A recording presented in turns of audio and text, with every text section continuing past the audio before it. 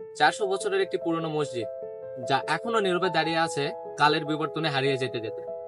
সুপ্রিয় দর্শক, আজকে এসেছি বগুড়া জেলার কাহালু উপজেলার মালনচার বোরতা গ্রামের গুন্ডিপাড়াতে।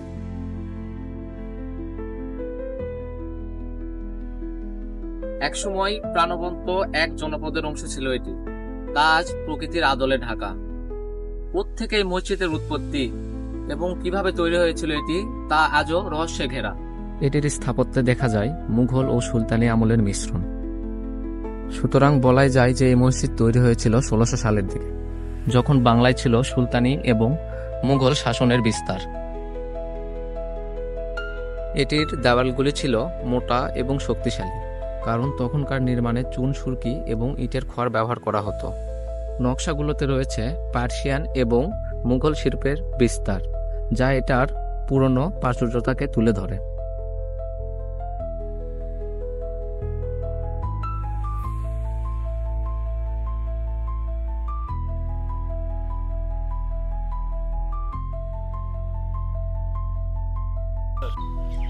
আমাদের দায়িত্ব হলো এই স্থাপনাগুলোকে রক্ষা করা, যাতে ভবিষ্যৎ প্রজন্ম বাংলার লোককথা এবং বাংলার ইতিহাস সম্পর্কে জানতে পারে।